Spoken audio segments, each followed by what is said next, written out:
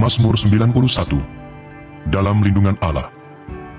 Orang yang duduk dalam lindungan yang maha tinggi dan bermalam dalam naungan yang maha kuasa akan berkata kepada Tuhan, tempat perlindunganku dan kubu pertahananku, Allahku yang kupercayai. Sungguh, dialah yang akan melepaskan engkau dari jerat penangkap burung, dari penyakit sampar yang busuk. Dengan kepaknya, ia akan menudungi engkau, di bawah sayapnya, engkau akan berlindung. Kesetiaannya, ialah perisai dan pagar tembok. Engkau tak usah takut terhadap kedahsyatan malam, terhadap panah yang terbang di waktu siang, terhadap penyakit sampar yang berjalan di dalam gelap, terhadap penyakit menular yang mengamuk di waktu petang. Walau 1000 orang rebah di sisimu dan 10.000 di sebelah kananmu, tetapi itu tidak akan menimpamu. Engkau hanya menontonnya dengan matamu sendiri dan melihat pembalasan terhadap orang-orang fasik.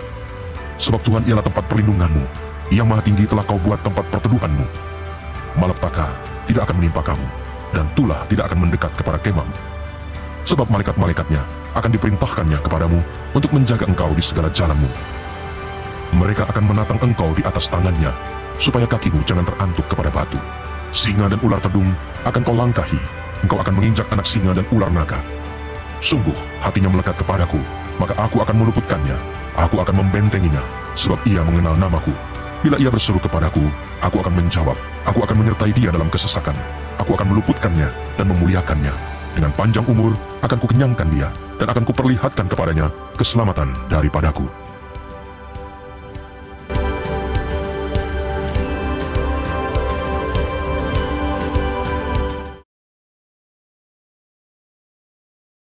Bapak dan Ibu semua, kami bersukacita sekali bisa berjumpa kembali dengan Bapak dan Ibu dalam ibadah hari ini, baik yang hadir secara onsite maupun secara online.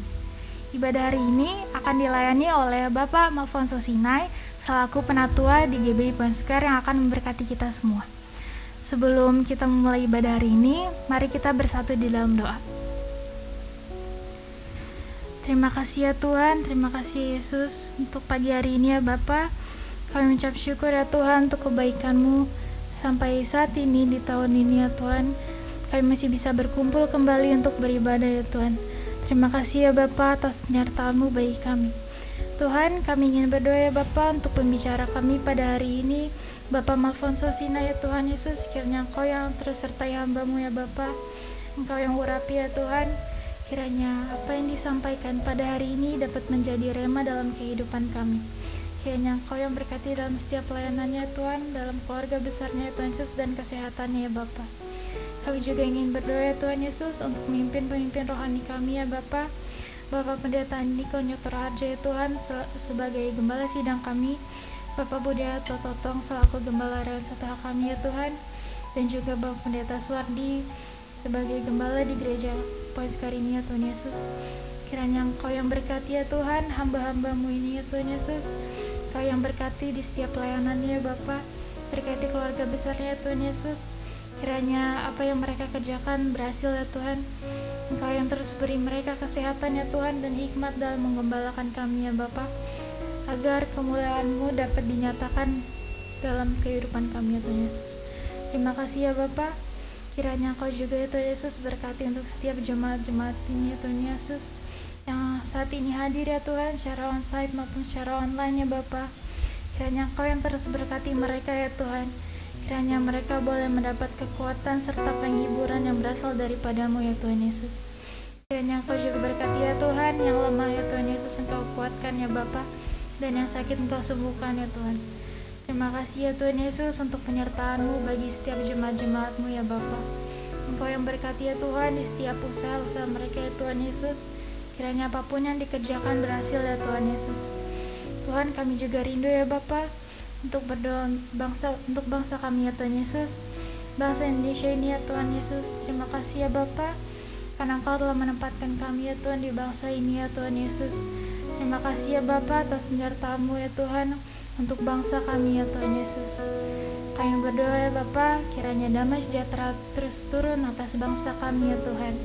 Dan kiranya melalui bangsa ini banyak jiwa-jiwa yang dapat dimenangkan untuk kemuliaan nama-Mu ya Tuhan Yesus.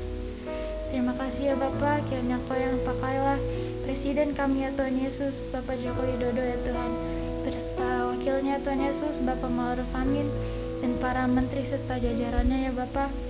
Kiranya Engkau yang berikan mereka hati takut akan Tuhan ya Tuhan, sehingga apapun kebijakan dan keputusan yang mereka ambil semuanya berasal daripada-Mu ya Tuhan Yesus. Terima kasih ya Bapa, kami juga ingin berdoa Tuhan Yesus untuk bangsa kami ya Tuhan. Kiranya Engkau yang terus berkati bangsa kami ya Tuhan, agar terbebas dari segala sakit penyakit ya Tuhan Yesus, ataupun virus ya Bapa, terlebih virus COVID-19 ya Tuhan Yesus. Kiranya Engkau yang berkati bangsa kami ya Tuhan Yesus, agar COVID dapat segera berlalu ya Tuhan dari bangsa kami ya Tuhan Yesus.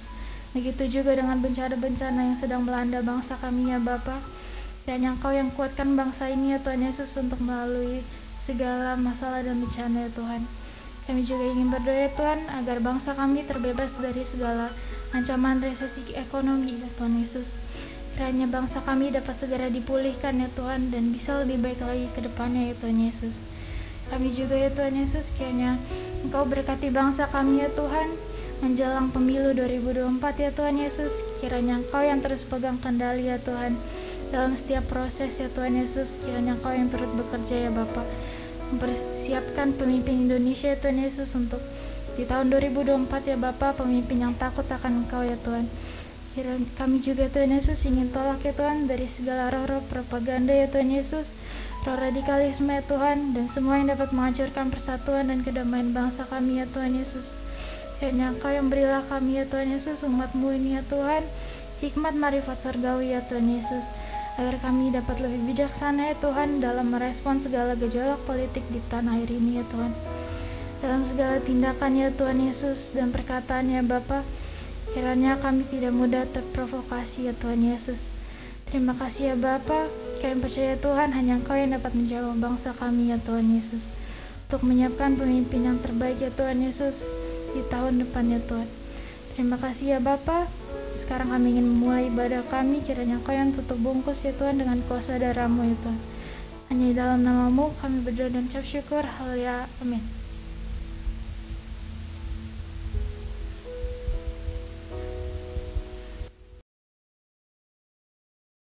Mari kita deklarasikan Pentakosta ketiga. Apa yang dimaksud dengan Pentakosta ketiga?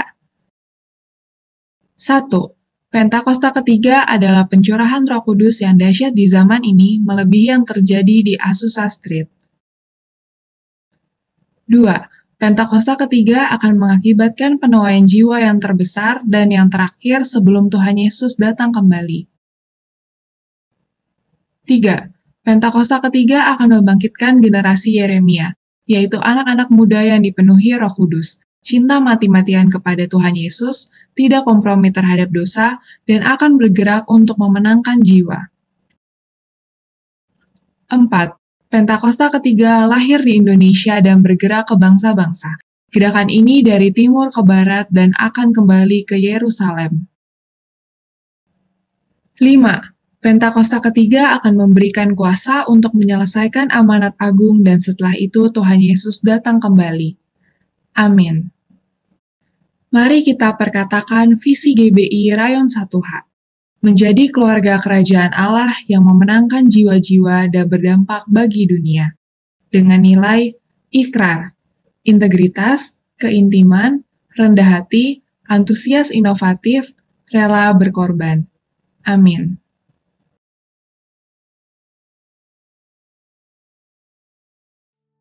Shalom saudara, Tuhan Yesus berfirman dalam Lukas 6 ayat 36, "Hendaklah kamu murah hati sama seperti Bapamu adalah murah hati." Dalam edisi Voice of Pentecost hari ini, kita akan membahas mengenai memberi dalam kemurahan hati.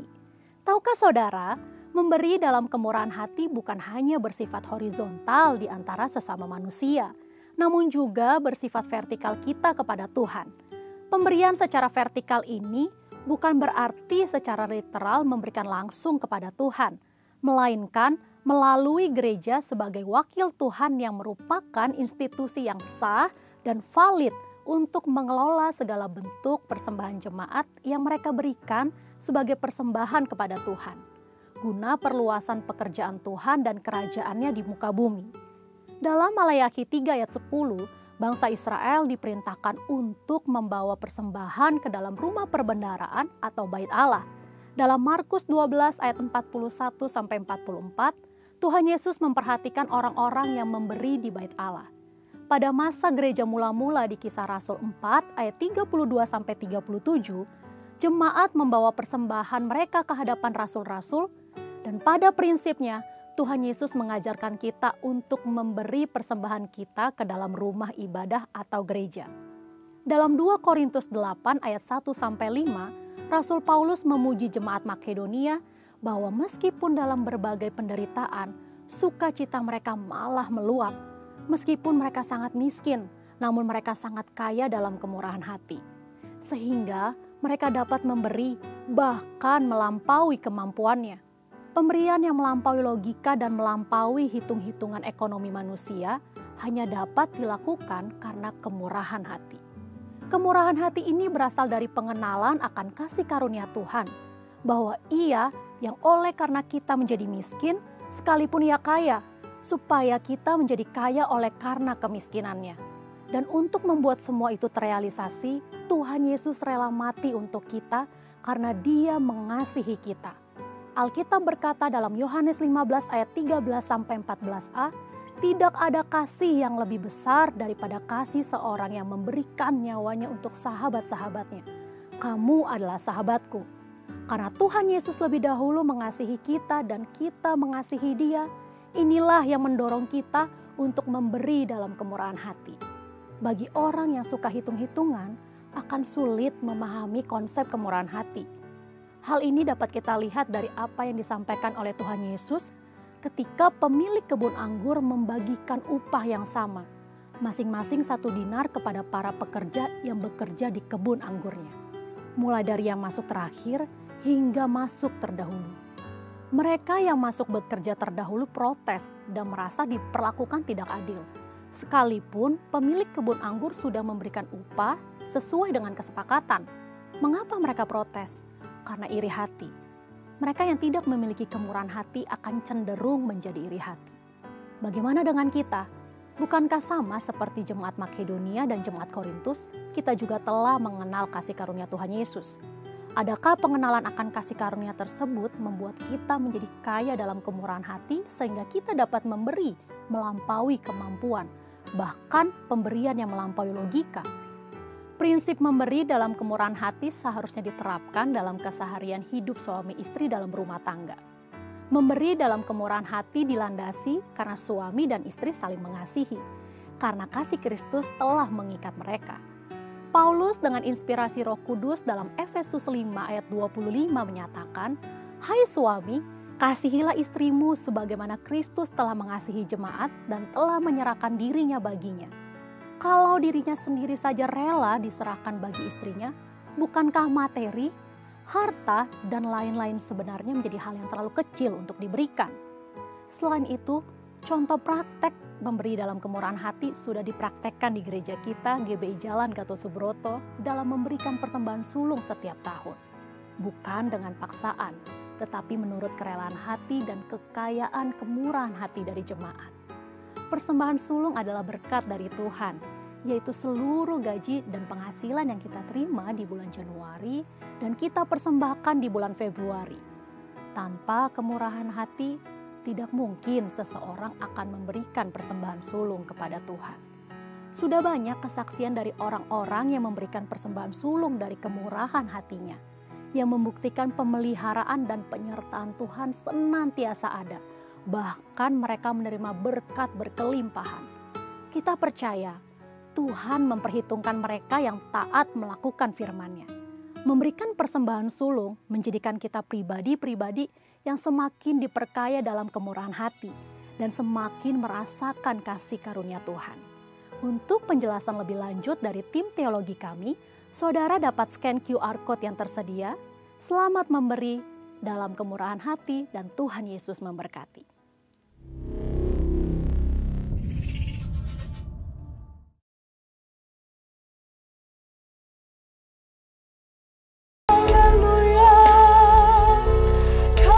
Bersyukur Tuhan punya Allah yang berkuasa dalam hidup kami,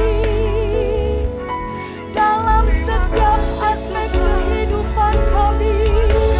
Sungguh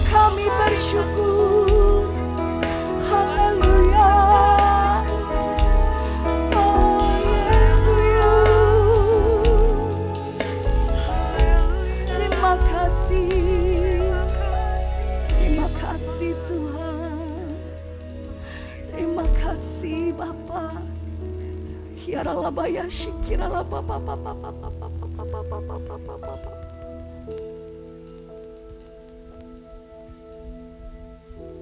Tak selalu Tuhan menjawab doa, namun Dia beri yang terbaik di waktu yang tepat. Izinkanlah Tuhan untuk bekerja, yang mustahil menjadi mungkin. Oleh karena percaya, Yesus mendengar. Yesus mendengar lebih dari yang kudoakan. Yesus menjawab lebih dari yang kuharapkan. Dengan caranya di waktu yang tepat, ku kan melihat Dia jadikan semua. Kita mau belajar lagu ini Bapak Ibu Saudara. Kita percaya setiap doa-doa kita pasti Tuhan jawab. Tak selalu Tuhan menjawab doa, namun Dia beri yang terbaik di waktu yang tepat. Izinkanlah Tuhan untuk bekerja, yang mustahil menjadi mungkin. Oleh karena percaya, Yesus mendengar. Yesus mendengar lebih dari yang kudoakan. Yesus menjawab lebih dari yang kuharapkan. Dengan caranya di waktu yang tepat, ku kan melihat Dia jadikan semua. Beri kemuliaan bagi Tuhan Yesus. Sama-sama katakan dari awal. Selalu Tuhan menjawab doa, namun Dia beri yang terbaik di waktu yang tepat. Izinkanlah Tuhan untuk bekerja, yang mustahil menjadi mungkin. Oleh karena percaya, Yesus mendengar lebih dari yang kudoakan. Yesus menjawab lebih dari yang kuharapkan. Dengan caranya di waktu yang tepat, ku kan melihat Dia jadikan semua. Yesus mendengar setiap doa kita. Mendengar lebih dari yang kudoakan. Yesus selalu menjawab lebih dari yang kita harapkan. Dengan caranya di waktu yang tepat, ku kan melihat Dia jadikan semua. Yesus mendengar lebih dari yang kudoakan. Yesus menjawab lebih dari yang kuharapkan. Dengan caranya di waktu yang tepat, ku kan melihat Dia jadikan semua. Bapak Ibu Saudara, mungkin doa kita nggak dijawab sama Tuhan sekarang. Saya punya pergumulan doa dengan suami saya, dengan anak-anak saya. 17 tahun kami berdoa, Tuhan baru jawab tahun ini. Buat saya, buat keluarga saya, itu kado tahun baru yang luar biasa Tuhan berikan. pada saat mungkin kita sepertinya Tuhan diam sama kita, tapi percaya Tuhan gak pernah diam. Waktu Tuhan waktu yang terbaik. Tuhan pasti akan berikan tepat pada waktunya. Kita gak bisa maksa waktunya Tuhan. Waktu Tuhan bukan waktu kita. Jadi Bapak Ibu Saudara, saya rindu Bapak Ibu Saudara juga tetap tekun dalam doa. Kita percaya apa yang menjadi pergumulan kita, Tuhan pasti jawab. Amin Bapak Ibu Saudara. Mari semangat berdoa. Mari semangat berdoa Bapak Ibu Saudara. Mari naikkan setiap doa-doa kita. Selalu Tuhan menjawab doa, namun Dia beri yang terbaik di waktu yang tepat. Izinkanlah Tuhan, izinkanlah Tuhan untuk bekerja yang mustahil menjadi mungkin oleh karena percaya. Yesus mendengar lebih dari yang ku doakan. Yesus menjawab lebih dari yang ku harapkan. Dengan caranya di waktu yang tepat, ku kan melihat Dia jadikan semua. Yesus mendengar lebih dari yang ku doakan. Yesus menjawab lebih dari yang ku harapkan. Dengan caranya di waktu yang tepat, ku kan melihat Dia jadikan semua. Mari saya undang Bapak Ibu untuk bangkit berdiri. Yesus mendengar lebih dari yang ku doakan. Yesus menjawab lebih dari yang ku harapkan. Dengan caranya di waktu yang tepat, ku kan melihat Dia jadikan semua. Sekali lagi katakan, Yesus mendengar lebih dari yang ku harapkan. Yesus menjawab lebih dari yang ku harapkan. Dengan caramu Tuhan, di waktu yang tepat Tuhan Yesus, ku kan melihat Dia jadikan semua. Ku kan melihat, ku kan melihat Dia jadikan semua. Ku kan melihat Dia jadikan semua. Beri kemuliaan bagi Tuhan Yesus. Waktu Tuhan pasti yang terbaik, walau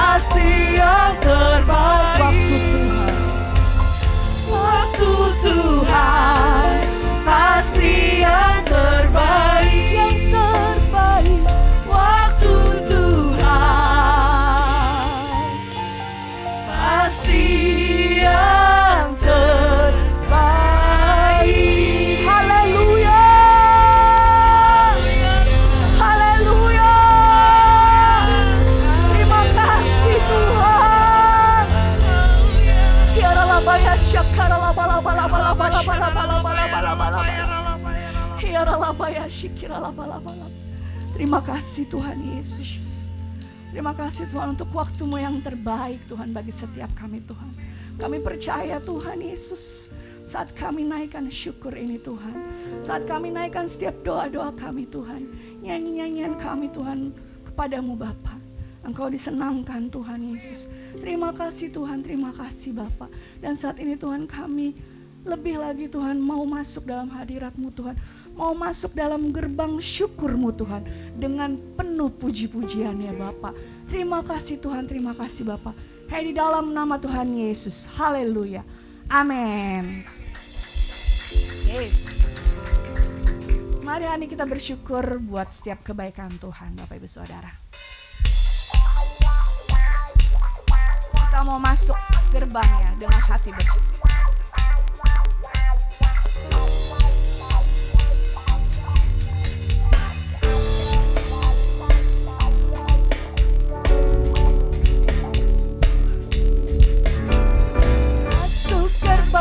Bersyukur dengan penuh pujian, bersuka di hadirannya, nyanyi besarkan agung namanya, pujian tiuplah sangkakala, musik dan tarian, semua makhluk di bumi di surga dengan senang hati angkat pujian. Sebab Tuhan baik, sebab Tuhan baik, sebab Tuhan baik, anugerahnya kekal selamanya. Katakan sebab Tuhan baik, sebab Tuhan baik, angkat tangan. Sebab Tuhan baik, sebab Tuhan baik, anugerahnya kekal selamanya. Bersyukur,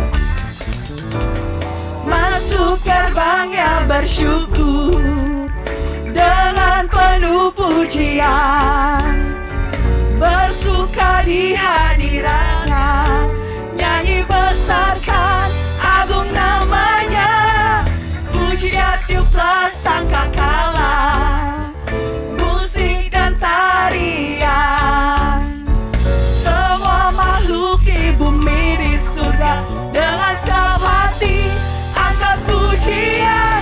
Sebab Tuhan baik, sebab Tuhan baik, sebab Tuhan baik, anugerahnya kekal selamanya. Sebab Tuhan baik, sebab Tuhan baik, sebab Tuhan baik, anugerahnya kekal selamanya. Mari katakan Yesus Kristus Allah Tuhan. Yesus Kristus Allah Tuhanku, pencipta, pencipta segalanya. Datang sujud di hadapannya. Angkat tanganmu, naikkan pujian, pujian tiuplah sangkakala, musik dan tarian, semua makhluk di bumi di surga dengan senang hati angkat pujian. Sebab Tuhan baik, Engkau baik Tuhan. Sebab Tuhan baik, sebab Tuhan baik, sebab Tuhan baik, anugerahnya kekal selamanya. Sebab Tuhan baik, sebab Tuhan baik, sebab Tuhan baik, anugerahnya kekal selamanya. Mari angkat tangannya. Sebab Tuhan baik, pada jempolnya. Sebab Tuhan baik, Tuhan Yesus baik, amin. Sebab Tuhan baik, anugerahnya kekal selamanya. Sebab Tuhan baik, Engkau baik Tuhan. Sebab Tuhan baik, sebab Tuhan baik, anugerahnya kekal selamanya. Sebab Tuhan baik, sebab Tuhan baik, sebab Tuhan baik, sebab Tuhan baik, anugerahnya kekal selamanya. Sebab Tuhan baik, sebab Tuhan baik, sebab Tuhan baik, anugerahnya kekal selamanya. Anugerahnya kekal. Sebab Tuhan baik, anugerahnya kekal selamanya. Sebab Tuhan baik, anugerahnya kekal selamanya. Yes, terima kasih Tuhan. Haleluya. Tuhan Yesus baik. Bapak Ibu Saudara silakan duduk kembali dalam hadirat Tuhan.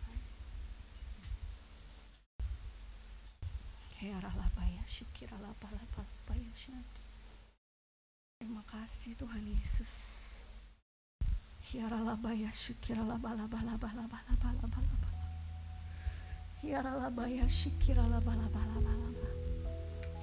Terima kasih Tuhan Yesus. Terima kasih Bapak. Kami menanti-nantikan Engkau ya Tuhan Yesus dengan sungguh-sungguh ya Bapak. Kami rindukan Engkau Tuhan. Kami rindukan pribadi-Mu Tuhan Yesus. Kami rindu berjumpa dengan Tuhan lebih lagi Tuhan. Masuk dalam hadirat Tuhan lebih lagi ya Bapak. Tidak ada yang terkecuali Tuhan Yesus. Kami berjumpa dengan Tuhan pada pagi hari ini ya Bapak. Terima kasih Tuhan Yesus. Kami mau lebih lagi dekat dengan-Mu ya Bapak. Hiaralabaya syikiralababa.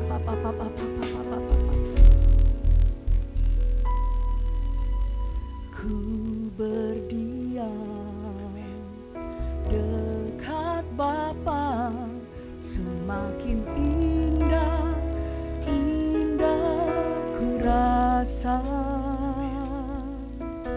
Aku dilayakkan memuji Dia, kudus, kuduslah Raja segala Raja.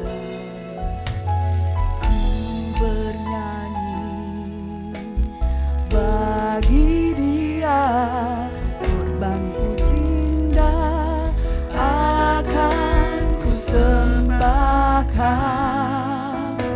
pujianku naikkan, jiwaku bersorak, aku diangkat semakin dekat dengan Bapa.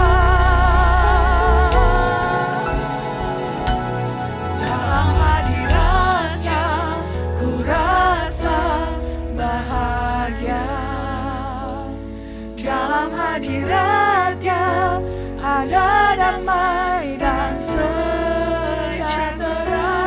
Dalam hadirat-Nya ku temukan iman kekuatan. Dalam hadirat-Nya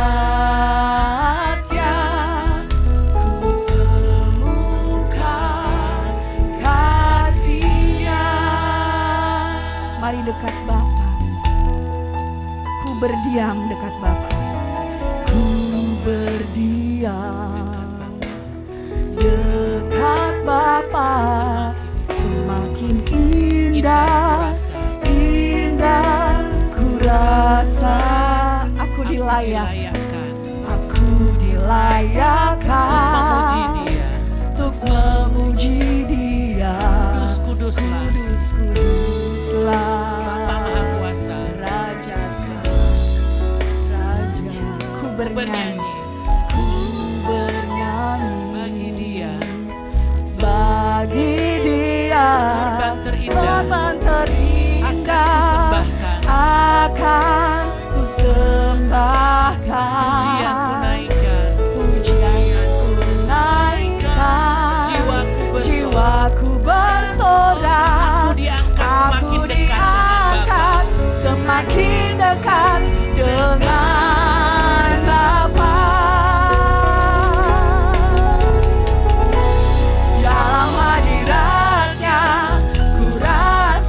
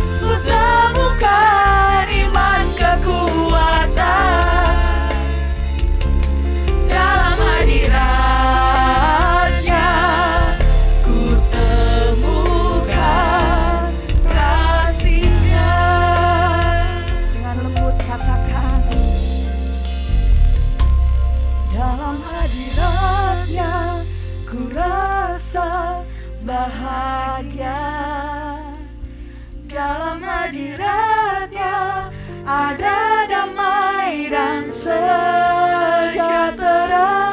Dalam hadirat-Nya ku temukan iman kekuatan. Dalam hadirat-Nya ku temukan. Sekali lagi dengan lembut katakan, dalam hadirat-Nya, dalam hadirat-Nya ku rasa bahagia. Amin Tuhan Yesus. Dalam hadirat-Nya ada damai dan sejahtera. Dalam hadirat-Nya ku temukan iman kekuatan. Dalam hadirat-Nya ku temukan kasih-Nya. Dalam hadirat-Nya, dalam hadirat-Nya ku rasa bahagia. Dalam hadirat-Nya ada damai dan sejahtera. Dalam hadirat-Nya ku temukan iman kekuatan. Dalam hadirat-Nya ku temukan kasih-Nya. Dalam hadirat-Mu Tuhan, dalam hadirat-Nya ku rasa bahagia. Dalam hadirat-Nya ada damai dan sejahtera. Dalam hadirat-Nya ku temukan iman kekuatan. Dalam hadirat-Nya ku temukan. Dalam hadirat-Nya ku temukan. Sekali lagi katakan, dalam hadirat-Nya. Dalam hadirat-Nya ku temukan kasih-Nya. Haleluya. Terima kasih Tuhan. Hadirat-Mu Tuhan Yesus. Terima kasih Tuhan, kalau kami saat ini bisa berada di tengah-tengah hadirat-Mu Tuhan. Terima kasih Tuhan untuk kasih yang tercurah pada saat ini bagi kami semua.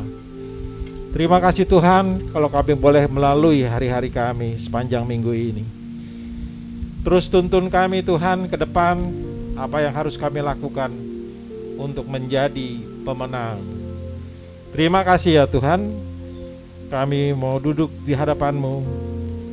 Urapi hamba-Mu, urapi kami semua untuk mendengar dan mengerti akan firman-Mu dan melakukannya dalam kehidupan kami, sehingga hidup kami tidak biasa-biasa lagi Tuhan, tapi menjadi hidup yang berkemenangan dan hidup yang berbuah.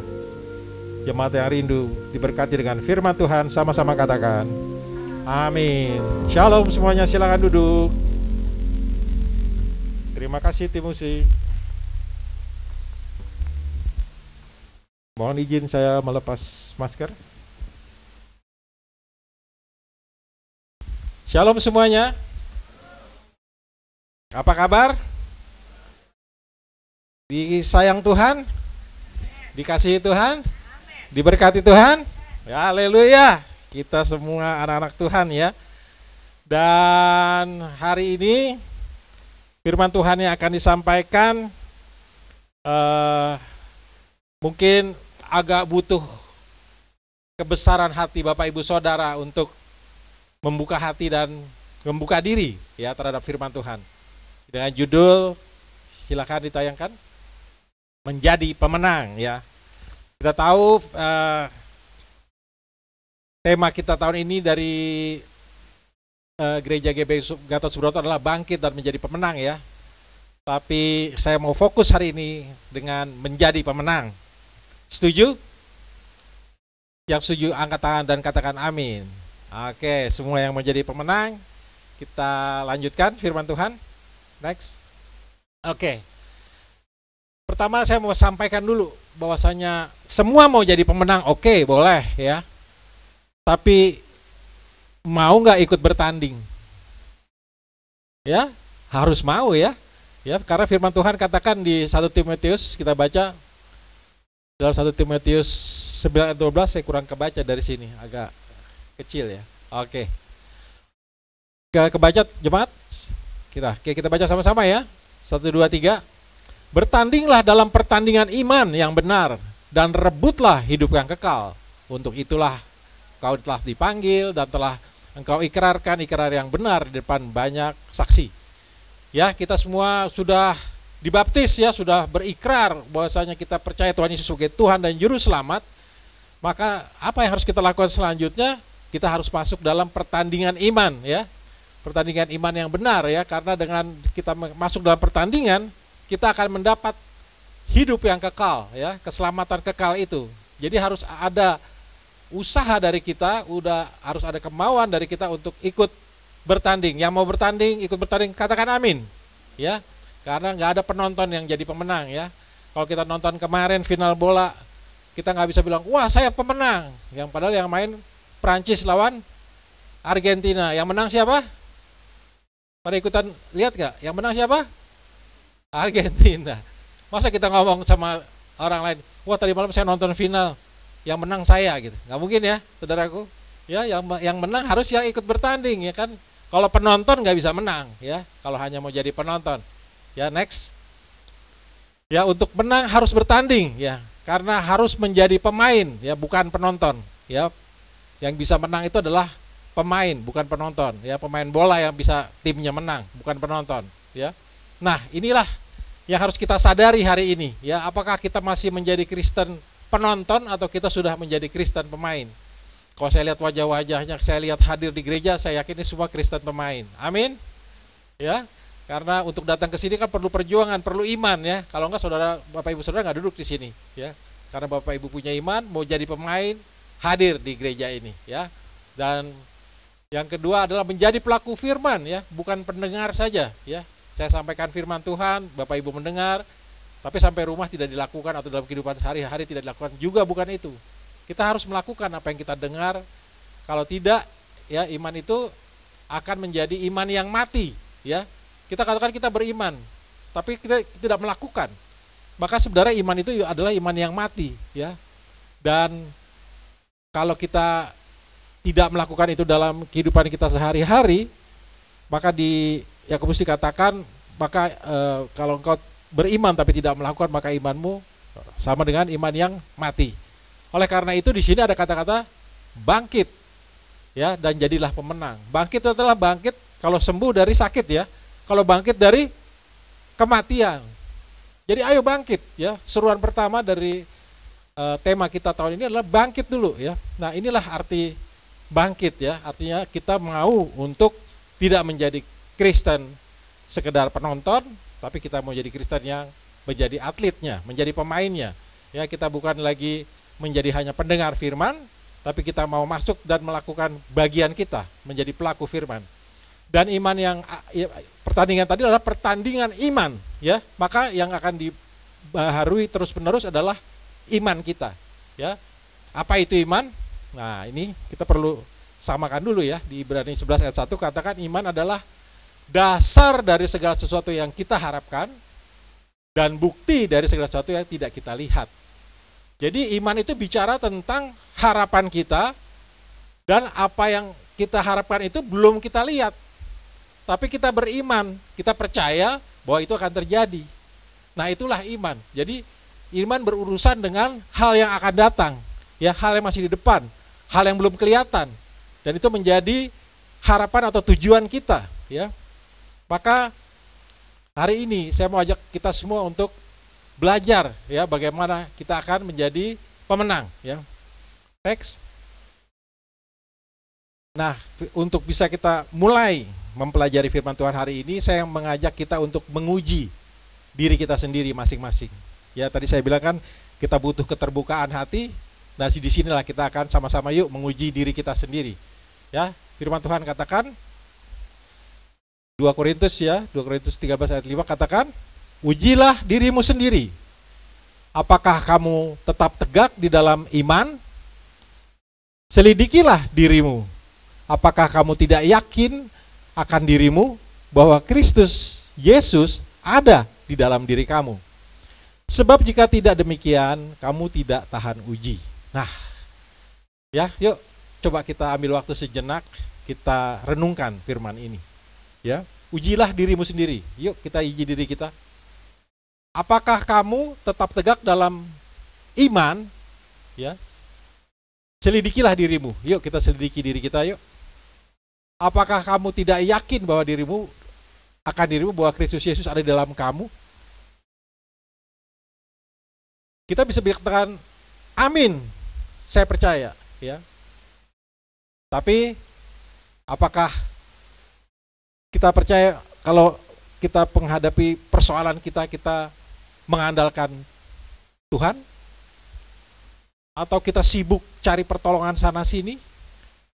Sibuk browsing di Google? Sibuk tanya dokter atau tanya orang pintar bahkan, ya? Atau kita tanya Tuhan? Sebenarnya itu jawabannya. Apa yang kita lakukan kita menghadapi persoalan, ya. Karena hidup kita ini diuji melalui persoalan-persoalan hidup kita, ya. Waktu persoalan itu datang baru ketahuan siapa kita. Kalau duduk manis di gereja gini nggak kelihatan, ya, semuanya hebat, semuanya kelihatan rohani, semuanya hebat. Tapi begitu nanti dapat masalah, apa respon iman kita? Apa tindakan iman kita? Itu yang menjawab bahwa kita percaya Kristus Yesus ada di dalam kita, dalam diri kita. Dan sudah Tuhan peringatkan, sebab jika tidak demikian, sebab jika kita tidak percaya ada Tuhan Yesus dalam hati kita, ya, kita tidak tahan uji. Kita akan gagal, kita akan kalah terhadap persoalan kita. Karena tadi saya bilang, kita bukan mengandalkan Tuhan, tapi kita sibuk dengan pikiran kita, dengan relasi kita, dengan orang-orang yang kita tahu. Oh, ini bisa nolong nih. Oh, itu bisa nolong saya nih. Oh, yang ini tahu nih, orang pintar. Kita bukan datang duduk dulu diam pada Tuhan, nanya dan minta hikmat dan seterusnya, ya. Itu karena itu nggak bisa sehari jadi, ya. Itu harus kita bangun dalam keseharian kita, ya. Kita pagi-pagi datang, kita saat teduh, kita baca firman. Itu nanti setiap hari akan ada buahnya. Nah, buahnya adalah respon kita ketika kita menghadapi persoalan. Yuk, next. Ya, kita udah uji diri kita dan sekarang kita mau belajar, ya. Kita mau belajar menjadi pemenang. Kita akan belajar 5 langkah iman untuk menjadi pemenang, ya. 5 langkah iman untuk menjadi pemenang ini kita perhatikan langkah demi langkah dan kita evaluasi diri kita. Kita menguji diri kita. Langkah ini saya udah lakukan atau belum? Langkah ini saya udah jalankan atau belum, ya. Yang pertama, langkah pertama, kita sadar nggak, kita percaya nggak, kita beriman nggak bahwa kita itu dipilih Tuhan? Yang percaya, angkat tangan. Percaya dipilih Tuhan? Percaya ya dipilih Tuhan. Apa buktinya? Apa langkah imannya? Hari ini saya ada di gereja, Pak. Oh ya, betul, itu bagus, ya. Tapi tidak hanya itu, ya, tidak hanya itu, ya. Kita baca yuk, firman Tuhan katakan, Yohanes 15 ayat 16 katakan, bukan kamu yang memilih aku, kata Tuhan Yesus, ya. Tetapi akulah yang memilih kamu, dan aku telah menetapkan kamu supaya kamu pergi dan menghasilkan buah, dan buahmu itu tetap, supaya apa yang mau kau minta kepada Bapa dalam namaku diberikannya kepadamu. Ya, ini penegasan bahwasanya kita bukan memilih Tuhan loh, Tuhan loh yang milih kita. Banyak orang Kristen pikir dia yang milih Tuhan loh. Karena apa? Ya kan kalau saya nggak milih ke gereja, itu kan saya yang milih.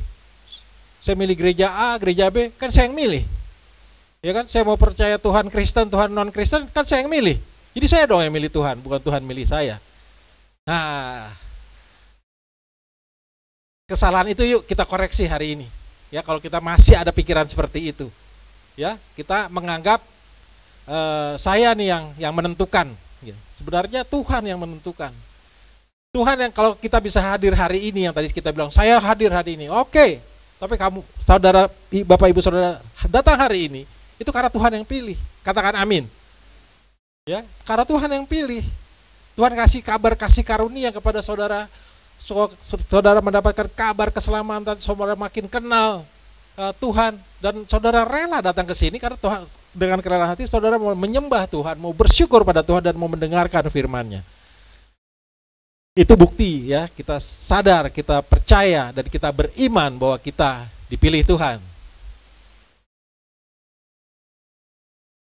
Jadi saya juga banyak lihat ya anak muda ya masih sekarang ini lagi berkembang ya pemikiran-pemikiran bebas gitu. Jadi bebas berpikir, bebas ngomong, bebas berpendapat gitu. Bahkan Tuhan aja di debat gitu ya.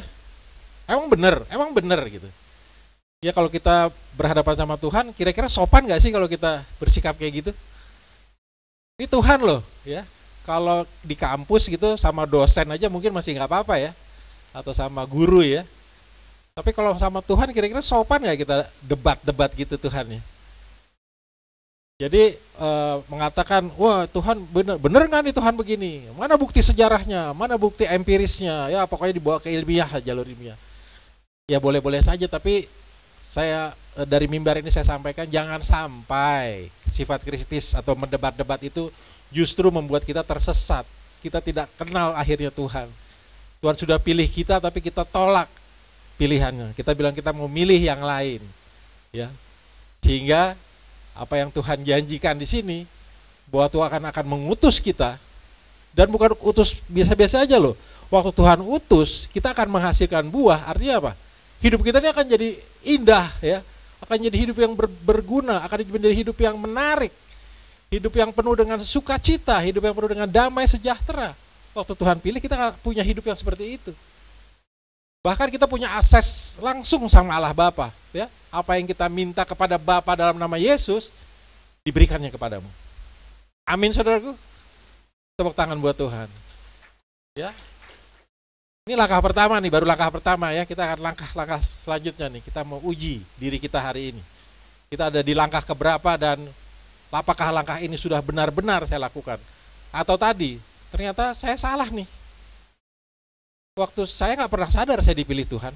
Saya pikir saya loh yang milih Tuhan.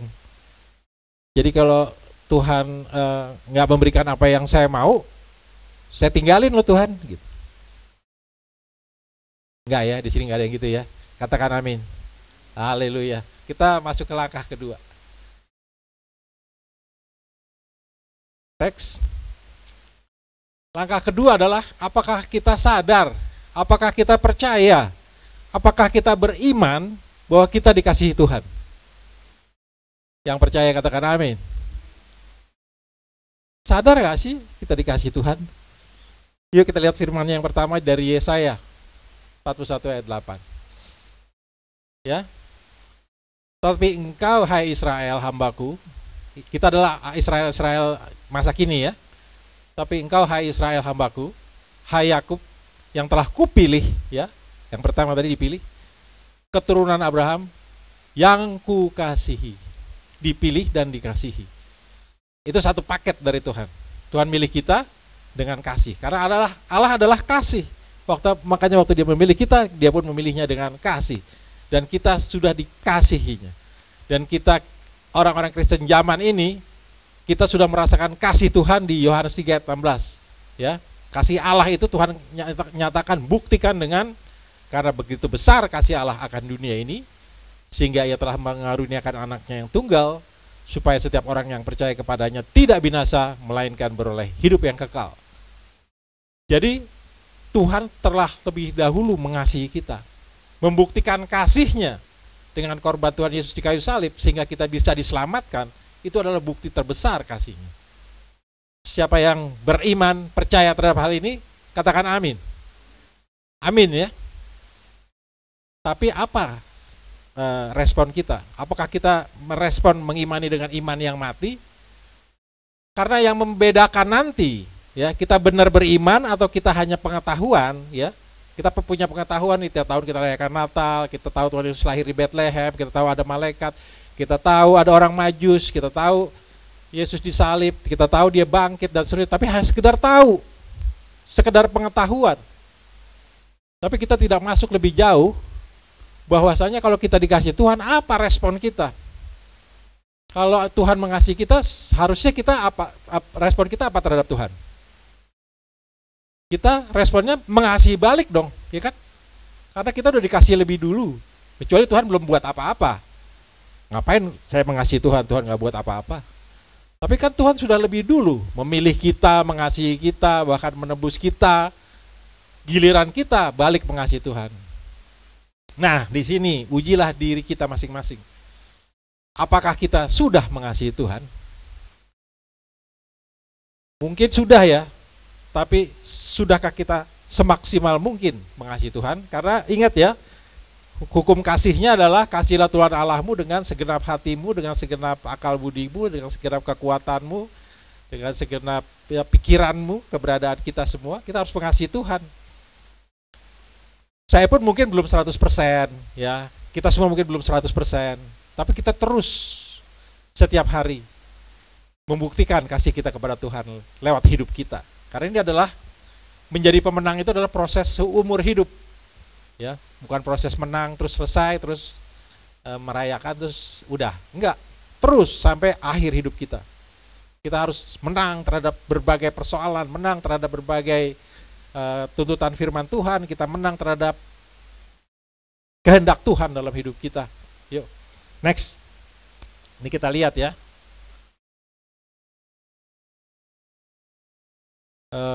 Sebelumnya, tadi saya satu lagi, dua slide lagi, coba tolong. Nah, ini saya mundur ke yang kita dipilih Tuhan ya. Ya, silakan tayangin tadi.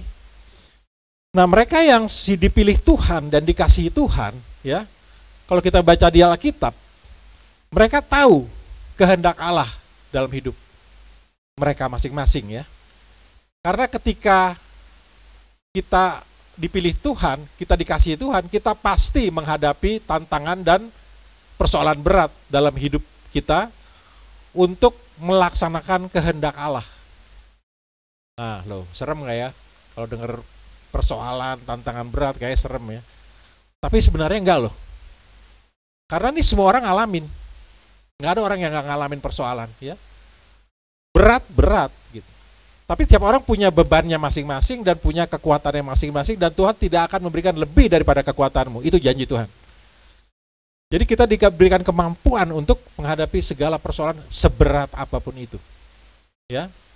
Kita baca di Alkitab, semua tokoh-tokoh Alkitab semuanya mengalami proses ini. Yusuf, ya, untuk bisa jadi raja muda di Mesir, dia harus jadi budak dulu, dia harus dibuang dulu, dia harus hampir dibunuh oleh saudara-saudaranya.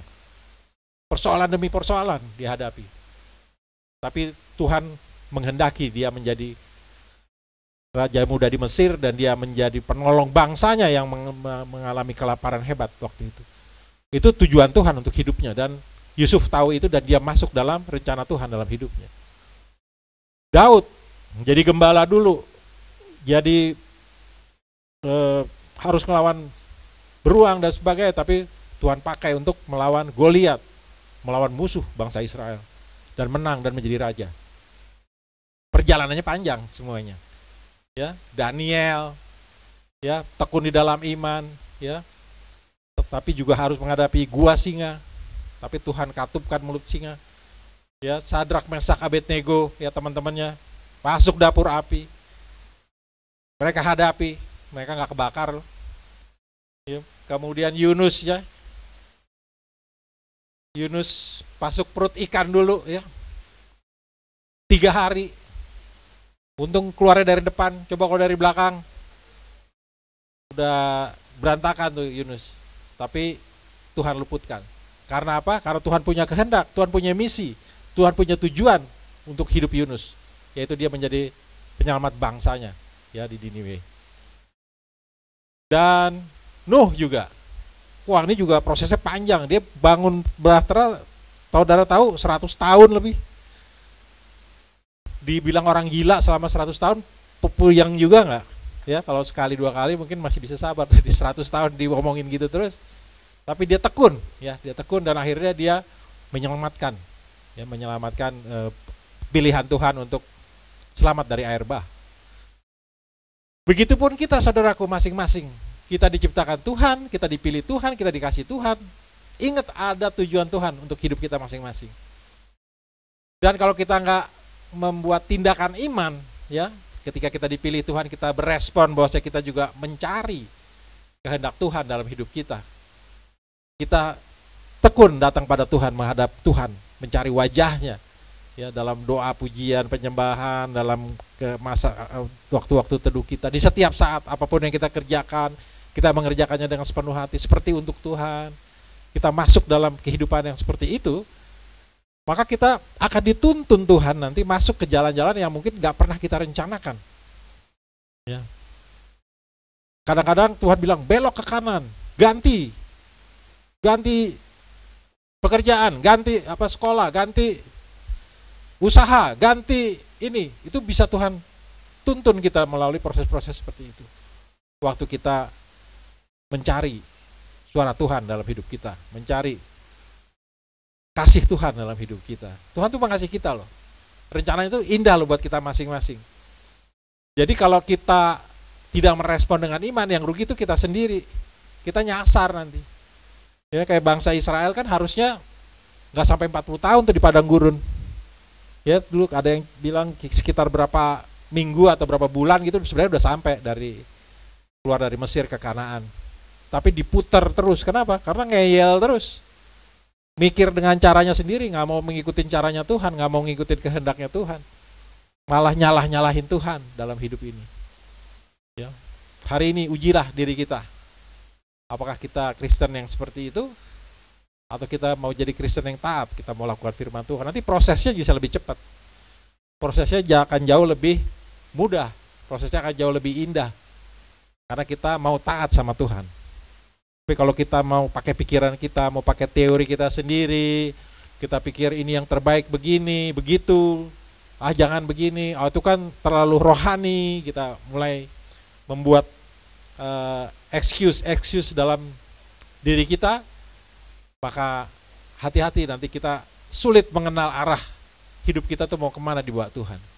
Semakin kita mau rendah hati, kita akan semakin mudah melihat, mendengar suara tuntunan Tuhan dalam hidup kita. Oke, lanjut ke yang ketiga ya. Nah, ini yang di ketiga. Ketika judulnya adalah menjadi pemenang, sebenarnya saya kasih bocorannya. Ya memang kita udah dipilih Tuhan untuk jadi pemenang loh. Jadi untuk jadi pemenang sebenarnya tinggal menggenapi kehendak Tuhan. Dan itu akan jadi jauh lebih mudah daripada kita mau jadi pemenang dengan kekuatan kita sendiri. Dengan teori kita sendiri. Dengan usaha kita sendiri. Tapi kalau itu dari Tuhan, dengan kekuatan Tuhan, kita bisa jadi pemenang. Ya, kita baca firman-Nya yuk. Yesaya 41 ayat 10 katakan, janganlah takut, sebab aku menyertai engkau. Janganlah bimbang, sebab aku ini Allahmu. Aku akan meneguhkan, bahkan akan menolong engkau. Aku akan memegang engkau dengan tangan kananku yang membawa kemenangan. Haleluya, tepuk tangan buat Tuhan. Ini bocorannya ya. Jadi sebenarnya kemenangan sudah berikan loh. Ya. Mungkin dalam hidup ini kita akan mengalami nih takut dan bimbang, ya. Takut, waduh, masalahnya besar banget. Waduh, harus bayar ini. Waduh, harus bayar itu. Bimbang. Pilih ke kiri atau ke kanan ya. Pilih di perusahaan A atau perusahaan B ya. Ambil kerjaan A atau kerjaan B ya. Bimbang. Tapi janji Tuhan apa? Jangan takut dan jangan bimbang, Tuhan bilang. Kenapa? Ada bagian Tuhan. Bagian Tuhan ini kita baca ya. Aku akan meneguhkan. Aku akan menolong engkau. Dan aku akan memegang engkau dengan tangan kananku yang membawa kemenangan. Haleluya. Tepuk tangan buat Tuhan. Luar biasa Tuhan. Ini janjinya. Ya. Kita siapa sih yang nggak pernah takut ngadepin hidup ini? Pasti ada dong hal-hal waktu-waktu di mana kita takut ya. Bimbang, waktu paling sering ya. Karena tiap hari kita harus membuat keputusan ya. Banyak keputusan yang kadang-kadang suatu hari kita lihat, wah salah saya ngambil keputusannya, kok begini begitu ya. Makanya di Alkitab katakan libatkan Tuhan dalam perencanaan, ya. Kalau kita mau punya rencana besar, pindah rumah, pindah kerja, pindah apa, dapat tawaran ini, dapat tawaran itu, ada kita bimbang, datang pada Tuhan. Tanya Tuhan. Tuhan bisa jawab, Tuhan bisa kasih petunjuknya. Tuhan bisa arahkan langkah kita, ya. Manusia menimbang-nimbang, tapi Tuhan yang nanti menentukan arah langkah kita. Kalau kita mau datang pada Tuhan, ya, kalau kita tidak menjadi penonton atau hanya pendengar firman, kita akan mengalami ini janji Tuhan ini. Dan ini kalau kita pegang, ini dahsyat. Karena hidup kita tuh sebenarnya nggak sendiri loh. Ya, Tuhan bilang, jangan takut sebab aku menyertai engkau. Hidup kita ini disertai Tuhan. Kita nggak sendirian gitu. Kita nggak harus pusing-pusing amat sebenarnya. Karena ada Tuhan yang menyertai. Dan kalau Tuhan menyertai, itu sudah cukup sebenarnya. Ada apa-apa, Tuhan gimana nih? Tuhan bener nih, kita harus ambil ini. Tuhan nggak bercanda nih. Kadang-kadang kan suka situasinya buat kita bingung ya. Atau mungkin harus bisa penuh tekanan ya, tekanan-tekanan ada persoalan ya. Nanti saya akan sharing juga deh bagian dalam kehidupan saya yang bikin tekanan-tekanan dan mungkin saya bisa bagikan sebagai contoh. Kita lanjutin dulu ya. Langkah yang ketiga kita dipilih untuk menang. Amin. Luar biasa ya. Ini udah ada bocorannya nih untuk tahun 2023 udah dikasih bocoran. Pasti menang gitu, ya. Tapi ingat datang pada Tuhan ya. Dan yang keempat. Nah, ini adalah perjuangan seumur hidup. Ya, perjuangan seumur hidup kita mengikuti Tuhan, menjadi murid Tuhan Yesus. Tuhan Yesus katakan kalau engkau mau menjadi muridku, pikulah salibku, ya kan?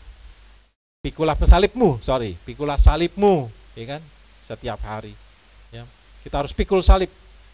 Dan salib itu adalah pergumulan kita melawan diri kita sendiri. Melawan kehendak kita sendiri. Melawan hal-hal yang kita anggap benar, tapi ternyata salah menurut Tuhan. Tapi kita tetap bertahan. Enggak Tuhan, menurut saya sih ini, kalau ngerjain yang cara Tuhan, saya kayak belum sanggup deh. Itu artinya kita belum menang. Apakah saya udah menang? Saya juga belum 100% menang. Karena ini adalah proses seumur hidup ya. Satu persatu, hari demi hari, kita menang. Terhadap satu persatu karakter kita yang tidak baik, karakter kita yang buruk, ya. Yang marah-marah. Saya dulu suka marah-marah. Ya, saya pikir itu salah satu metode untuk bisa mencapai tujuan gitu. Kasih ketegasan. Ternyata enggak juga ya. Marah-marah kalau emosinya negatif dan diterus-terusin itu malah merusak apa yang ada. Ya, ini sharing aja ya untuk Bapak Ibu Saudara gitu yang. Dan ketika saya mengikuti firman Tuhan, saya tahu oh ternyata nggak boleh marah-marah seperti itu. Kalau itu nanti bisa mengarahnya malah ke dosa gitu. Dan kalau ada perselisihan ya sampai matahari terbenam aja diberesin gitu. Ini kan firmannya ya. Dan ketika kita mulai melakukan itu, nanti kita lihat ya, ternyata oh benar juga ya cara Tuhan ternyata lebih efektif dari cara kita ya. Bahkan ada cara-cara yang sering nggak masuk akal dan nggak sesuai dengan dunia ya. Misalnya ditampar pipi kiri, kasih pipi kanan gitu. Gimana tuh caranya gitu? Atau maafkanlah musuhmu ya. Doakanlah orang yang menganiaya engkau. Itu kan yang membalas kejahatan dengan kebaikan ya. Itu yang perintah yang paling berat kalau saya pribadi ya. Saya pribadi itu perintah yang paling berat tuh. Karena sering kita lebih setuju mata ganti mata, gigi ganti gigi ya. Kalau jahat, gue jahat lagi. Bahkan kalau baik, gue lebih baik. Tapi kalau jahat, gue lebih jahat. Waduh, itu dari mana itu? Di Alkitab saya cari nggak ada yang prinsip gitu. Tapi banyak yang pakai itu. Ya. Jadi, yuk, ya kita menang atas diri kita sendiri, ya satu persatu. Dan itu hanya bisa dengan kuasa Roh Kudus. Ya. Tadi kita baca ayatnya tadi. Coba ditayangkan lagi. 1 Korintus 4 ayat 9 ayat 25 ya, kita baca sama-sama. Tiap-tiap orang yang turut mengambil bagian dalam pertandingan menguasai dirinya dalam segala hal. Mereka berbuat demikian untuk memperoleh suatu mahkota yang fana, tetapi kita untuk memperoleh suatu mahkota yang abadi. Jadi kita mulai kelihatan ya sekarang, ternyata hidup kita itu waktu kita dikasihi Tuhan, kita dipilih Tuhan, dikasih Tuhan, kemudian kita menang atas diri kita sendiri dan menguasai diri kita sendiri, maka kita akan menerima, memperoleh nanti mahkota yang abadi. Ya, artinya kita akan masuk kerajaan Allah, kita akan masuk kerajaan sorga, kita akan disediakan tempat oleh Tuhan Yesus, dan kita akan mendapat kemuliaan Tuhan ya, kemuliaan surgawi ya, mahkota abadi. Jadi kita punya tujuan setelah kita di dunia ini, kita sudah lihat tujuan kita di sana. Dan itu membuat hidup kita lebih bersemangat ya. Hidup kita menjadi hidup yang hidup, bukan hidup sekedar makan, minum, tidur, kerja, makan, minum, tidur, kerja, makan, minum, tidur, kerja, sehingga bosan, kita merasa kebosanan. Apa nih kok saya cuman begini-begini aja gitu. Itu kalau kita nggak ketemu tujuan Tuhan dalam hidup kita. Tapi waktu kita ketemu tujuan kita dalam Tuhan untuk hidup kita, dan kita mulai hidup di dalamnya, kita mulai melakukannya dalam kehidupan kita sehari-hari, maka hidup itu menjadi jauh lebih indah, berwarna-warni ya. Siapa yang mau punya hidup seperti itu? Angkat tangan. Katakan, saya mau hidup seperti itu Tuhan. Dan Tuhan akan memberkati hidup saudara. Ya, artinya menguasai diri dengan segala, ada menguasai diri dalam segala hal, artinya penguasaan diri. Ya, ini adalah buah ketujuh dari buah kesembilan ya, dari buah-buah roh. Artinya apa? Kita hanya bisa menang atas diri kita sendiri kalau kita mengandalkan Roh Kudus. Roh Kudus itu tadi juga dikatakan Tuhan Yesus yang ada dalam diri kita. Ya, dalam bentuk Roh Kudus. Roh Kudus itu roh yang dari Tuhan yang menyatu dengan roh kita, sehingga kita bisa mengerti pikiran Allah, kita bisa mengerti firman Tuhan, kita bisa mengerti langkah-langkah yang harus kita ambil ke depan ya. Roh Kudus dan firman Tuhan itu menjadi satu kesatuan ya, yang memberikan fungsi dan makna bagi kehidupan kita.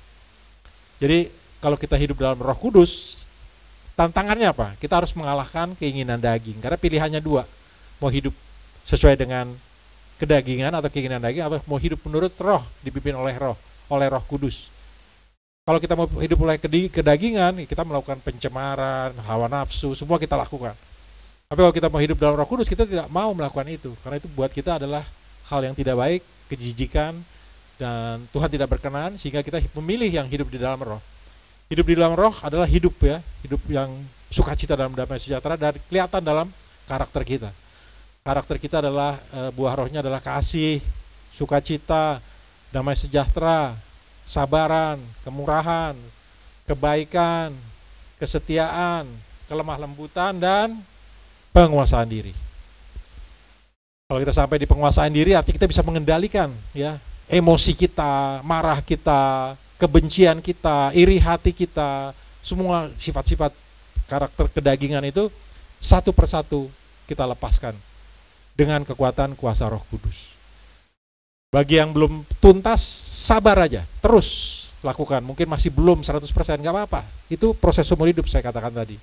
Kita nggak tiba-tiba langsung jadi malaikat, tapi memang satu persatu Tuhan akan gantikan karakter-karakter buruk dalam hidup kita dengan karakter-karakter yang baik. Itulah buah Roh Kudus. Itu artinya kita sudah memilih hidup di dalam tuntunan Roh Kudus, dan kita mengalami buah roh dalam hidup kita.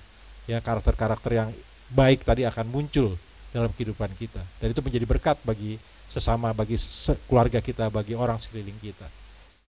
Dan yang kelima, kita mau langkah yang kelima atau terakhir adalah setia sampai akhir.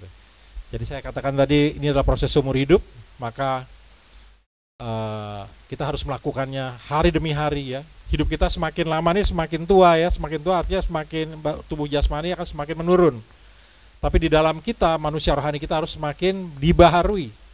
Ya, semakin baik, semakin dewasa rohani kita dari hari ke hari. Ya. Kita baca firman-Nya di 2 Timotius 4 ayat 7 dan 8. Aku telah mengakhiri pertandingan yang baik. Aku telah mencapai garis akhir, dan aku telah memelihara iman. Ya, ingat ini pertandingan iman ya. Jadi yang kita harus pelihara adalah iman kita. Iman tadi adalah iman yang hidup ya, bukan iman yang mati. Bukan iman yang iman pengetahuan. Oh, saya tahu firman-Nya ada di sini nih. Oh, saya tahu. Nih, dilakukan enggak?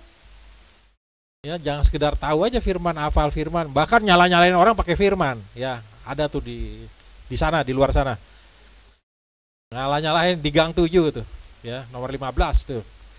Nyala-nyalain orang pakai firman. Firman ini katakan begini, tunjuk-tunjuk ya kan. Padahal dia lupa 4 jari yang lain menunjuk dirinya sendiri gitu. Apa yang sudah kita lakukan dengan firman Tuhan yang kita ketahui. Ya. Setia sampai akhir, ya.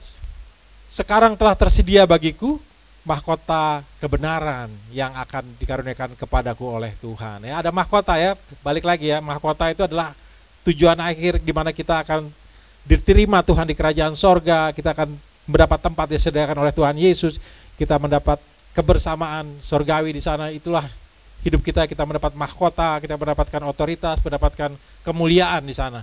Ya, dan itu kita mulai dari sini, pertandingannya ada di sini waktu kita hidup. Waktu kita sudah mati, nanti udah nggak ada pertandingan lagi, udah selesai, udah dihitung skornya segitu. Ya, jadi waktu kita hidup inilah kita harus masuk dalam pertandingan iman itu, mengalahkan diri kita sendiri dan sebagainya tadi ya. Jadi kita finishing well ya. Saya mungkin juga 2 minggu yang lalu saya sempat melayat teman saya ya,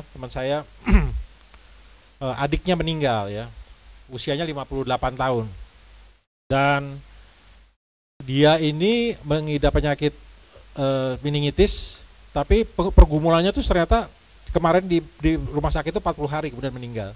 Tapi kemudian diceritakan bahwa dia sebenarnya 40 tahun mengalami itu dan meninggal di usia 58 tahun.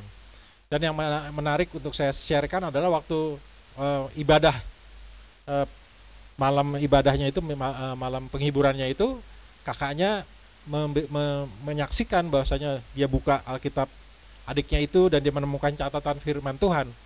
Ada 2 ayat emas rupanya yang dicatat oleh adik teman saya yang meninggal ini ya. Yang pertama ayatnya adalah bahwasanya kalau engkau mintalah apa saja maka engkau akan menerimanya, kira-kira gitu. Artinya pengabulan doa-doa dia pasti dikabulkan Tuhan.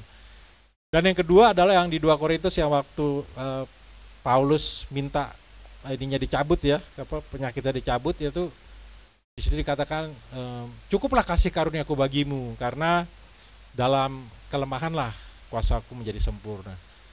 Dan 2 ayat emas itu direfleksikan dalam kehidupannya adalah dengan dia bertahan dengan kondisi meningitis itu. Meningitis selaput otak ya, jadi dia cukup mengganggu kehidupannya.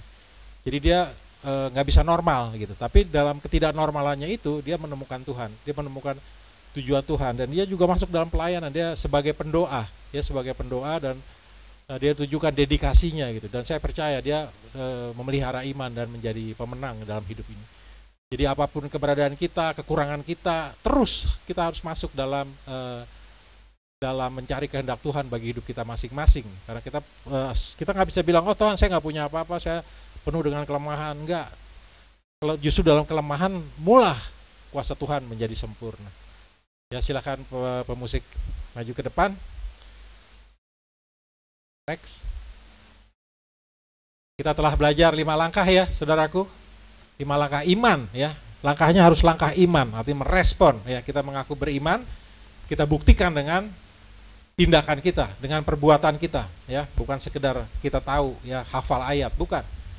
Apa yang sudah mulai kita lakukan, itu yang harus kita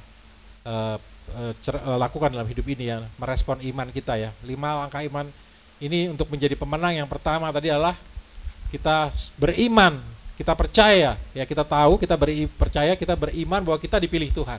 Sehingga kita melakukan respon imannya adalah dengan mencari kehendak Tuhan, tujuan Tuhan bagi hidup kita masing-masing. Apa sih tujuan kita? Yang kedua, kita percaya kita dikasih Tuhan. Ya, apa respon iman kita? Apa tindakan iman kita kalau kita dikasih Tuhan? Ya, kita mengasihi Tuhan lagi. Mengasihi Tuhan dengan cara apa? Kalau kita mengatakan kita mengasihi Tuhan, kita melakukan firman Tuhan. Itu buktinya. Jadi kita nggak bisa bilang I love you gitu aja Tuhan. Ya, gombal itu kalau jualan I love you. Tapi kita tunjukin kita melakukan firman Tuhan. Karena pasti Tuhan beracara dengan kita masing-masing berbeda. Ya, rema yang kita terima, firman Tuhan yang kita terima, persoalan yang kita hadapi kan masing-masing berbeda ya. Tapi kalau kita punya kedekatan dengan Tuhan, kita mengasihi Tuhan, kita mendapatkan suara Tuhan yang spesifik untuk kita, khusus untuk kita melewati persoalan-persoalan hidup kita, untuk kita melewati tantangan-tantangan hidup kita. Ya. Yang ketiga, ketika kita pilih untuk menang, ya. Ini bocorannya tadi ya. Jadi, yuk kita optimis dong. Kita bangkit, kita jalanin. Karena kita pasti menang loh, Tuhan udah janjikan ya. Waktu kita dalam ketakutan dan kebimbangan, ada Tuhan yang akan menolong kita. Ada Tuhan yang menyertai kita. Ada Tuhan yang dengan tangan kanannya memberikan kita kemenangan, ya, memberikan kita dengan kemenangan. Dan yang keempat, kita harus menang atas diri kita sendiri, ya. Mengalahkan kedagingan kita nih, nafsu-nafsu kedagingan, hal-hal yang kotor, hal-hal yang najis, hal-hal yang tidak berkenan kepada Tuhan, ya. Yang itu karena itu godaan yang sangat manusiawi, ya. Kan kalau kita katakan memang roh penurut tapi daging lemah gitu. Tapi jangan kita jadikan ayat ini untuk jadi pembenaran kalau kita terus memelihara dosa-dosa kita. Karena yang Tuhan tunggu adalah waktu kita bilang, Tuhan saya mau lepas dari dosa ini. Itu yang Tuhan tunggu. Waktu kita mengatakan, mendoakan itu, kita doakan dengan sungguh-sungguh, dan kita minta Roh Kudus beri kekuatan, Tuhan pasti lepaskan. Jadi bukan kita yang sebenarnya bisa melepaskan kita dari kedagingan kita, tapi roh tadi yang kita hidup dalam Roh Kudus tadi itu yang akan melepaskan kita dari ikatan-ikatan kedagingan itu, ikatan-ikatan kenajisan, ikatan-ikatan dosa yang masih kita pelihara diem-diem, hanya kita dan Tuhan yang tahu, ya. Itu makanya tadi saya bilang di awal, uji diri kita sendiri. Ini waktunya kita untuk terbuka di hadapan Tuhan. Ya, tidak menyimpan yang jahat, tidak menyimpan yang buruk, tidak menyimpan hal-hal yang bau busuk di dalam hidup kita. Yuk kita buka, kita bersihkan, ya, dan kita lakukan, dan kita menjadi pemenang. Dan yang kelima, kita harus setia sampai akhir. Amin saudaraku, ya. Ini pertandingan seumur hidup dan kita akan menang di pertandingan demi pertandingan, persoalan demi persoalan. Dan sebagai penutup saya mungkin sharingkan, ya. Saya juga salah beberapa contoh lah. Misalnya saya punya kebiasaan dulu merokok, ya misalnya. Itu setelah saya menikah dengan istri saya hampir 25 tahun yang lalu, ya. Kita menikah, istri saya nggak suka saya ngerokok karena bau katanya kan. Setelah daripada saya nggak disayang sama istri saya berhenti ngerokok gitu. Itu pergumulannya juga mungkin saya sharingkan. Disitulah pertama kali saya melibatkan Roh Kudus. Ya, jadi saya bilang saya mau berhenti merokok Tuhan, tapi bertahap ya, apa gimana gitu. Tapi waktu saya melibatkan Roh Kudus, saya mau berhenti Tuhan, saya sungguh-sungguh mau. Dan bisa loh, tiba-tiba saya kehilangan selera dari merokok itu, bisa hilang, ting gitu. Tiba-tiba nggak terlalu menarik lagi gitu. Ya, ini kan apa ya? Yang saya alami, mungkin kita akan mengalami berbeda ya. Tapi saya mau bagikan bahwa ada waktu-waktunya di mana kita jangan kita lagi gitu. Kita cukup kita mau aja, tapi kita minta Roh Kudus bantu saya untuk melepaskan saya dari jeratan dosa ini, dari jeratan hutang ini, dari jeratan kenajisan ini, dari jeratan hal-hal yang busuk di hadapan-Mu Tuhan. Kita mau dulu dan kita minta kekuatannya, Tuhan akan lepaskan kita dari jeratan itu. Tadi Tuhan janji kita akan jadi pemenang, ya. Ada lagi mungkin yang agak periodenya agak panjang nih adalah waktu ketika saya harus berbelok ya dari kerjaan saya waktu itu kira-kira 12 tahun yang lalu mungkin ya, sekitar 2010 ya, saya mengalami saya lagi bagus-bagusnya pegang posisi direktur operasional di sebuah perusahaan percetakan besar gitu ya. Tapi tiba-tiba saya harus di PHK karena satu dan lain hal, tapi bukan saya tidak melakukan yang jahat, tapi memang perampingan, ada merger gitu. Dan saya mendapat PHK golden check hand istilahnya gitu. Ya walaupun itu golden check hand, tapi tetap saya juga mengalami masalah loh. Habis ini saya kerja apa gitu, saya belum ada kerjaan selanjutnya gitu. Tapi saya mau bagikan ini adalah kadang-kadang kita harus mengalami perubahan-perubahan dalam hidup kita, ya. Berubah dari A ke B, berubah, dan kalau itu dalam tuntunan Tuhan, kita aman. Kita aman ya. Nah, yang mau saya saksikan amannya itu nggak aman yang dapat ini, dapat itu, punya ini, punya itu, enggak gitu. Dalam kekurangan dan lebih saya bilang mungkin lebih kepas-pasan. Semuanya pas-pasan. Ya. Kita masih tetap bisa makan kok 3 kali sehari, anak-anak tetap bisa sekolah ya, kamar masih pakai AC kan.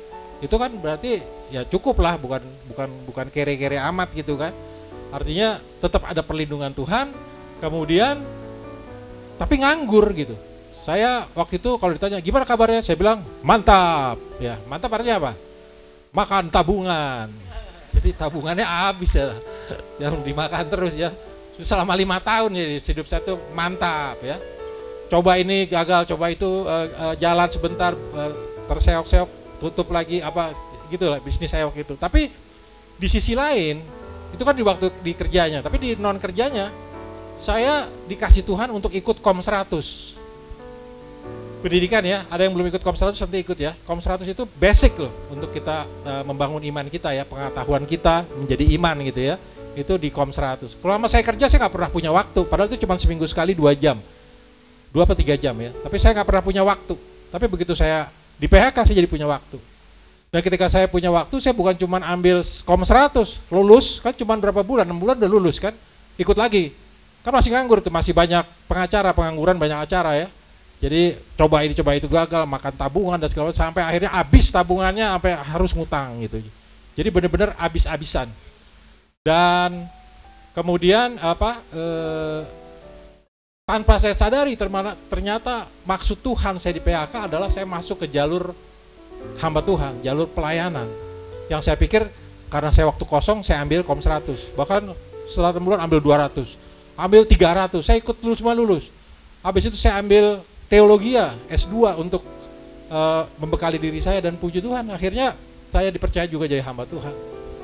Dan itu di luar target saya sebagai manusia gitu. Saya maunya wah punya perusahaan besar, jadi konglomerat lah kira-kira gitu ya, jadi pengusaha hebat. Tapi bukan loh gitu.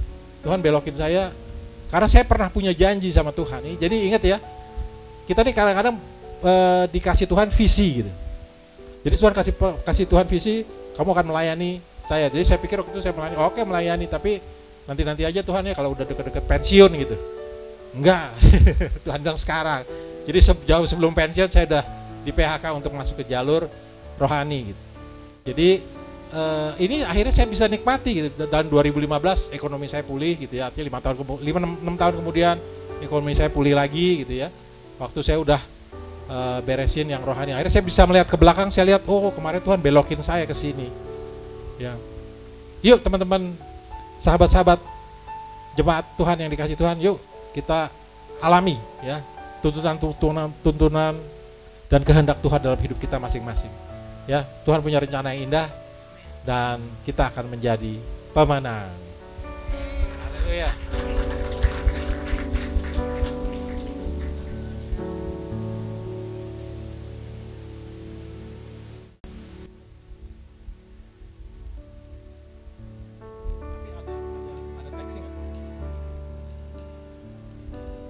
Yuk kita naikkan pujian.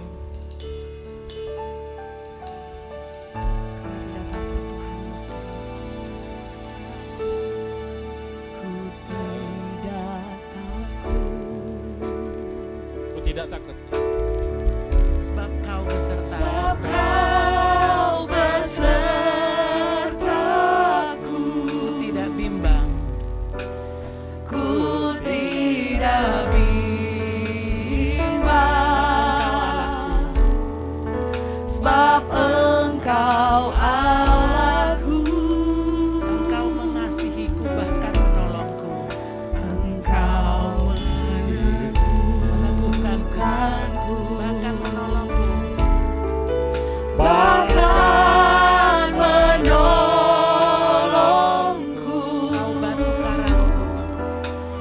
Kau batu karangku. Kau batu karangku, Yesus Tuhan. Yesus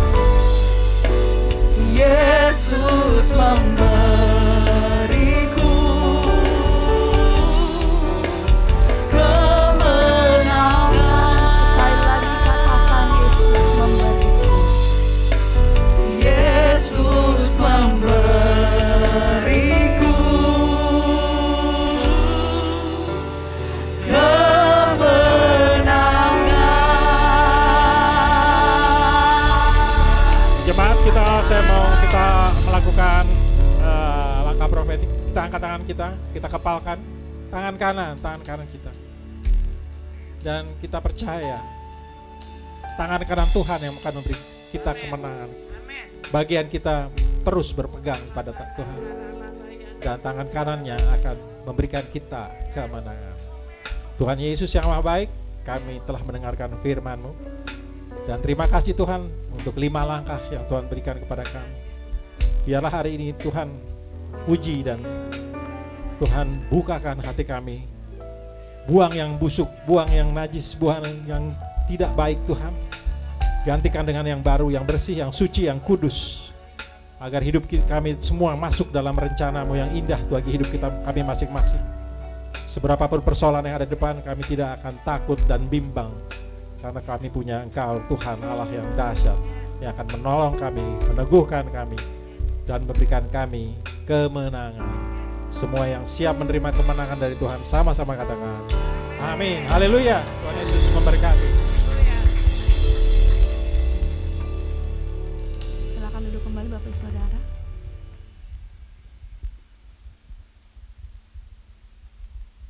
Sebentar kita akan menyaksikan beberapa pengumuman. Shalom keluarga GBI Point Square. Terima kasih atas kesetiaannya beribadah bersama kami. Senang bisa berjumpa kembali. Mari kita simak pengumuman minggu ini. Kami segenap keluarga GBI Point Square mengucapkan terima kasih atas pelayanan Bapak Pendeta Malfonso Sinai Penatua GBI Point Square. Tuhan Yesus memberkati.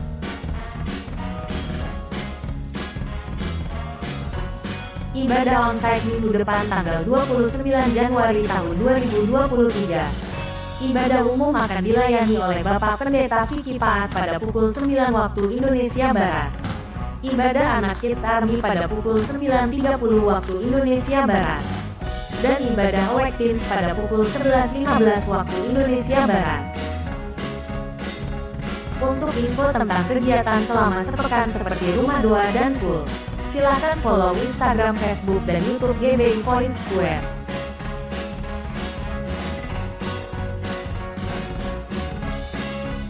Bagi Bapak Ibu yang ingin memberikan persembahan terbaiknya dapat scan QR Code yang ada pada layar atau kursi Bapak Ibu.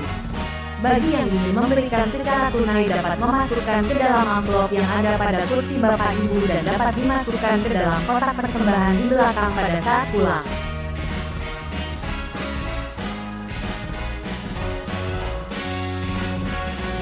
Sekian pengumuman minggu ini.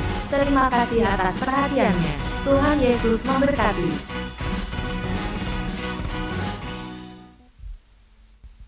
Mari Bapak Ibu Saudara, sebelum kita memberikan persembahan yang terbaik, kita mau bersatu di dalam doa.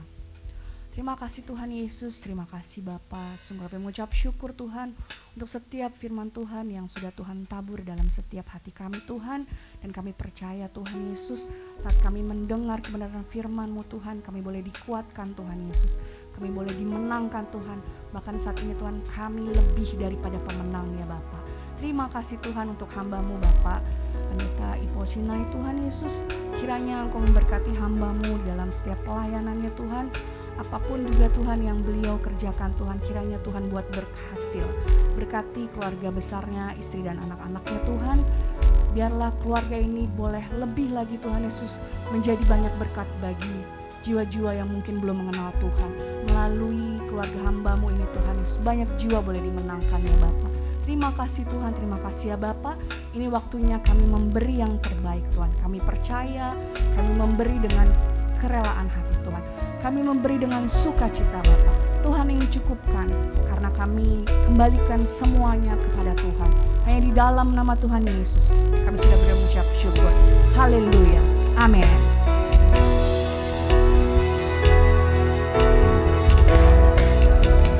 Kiranya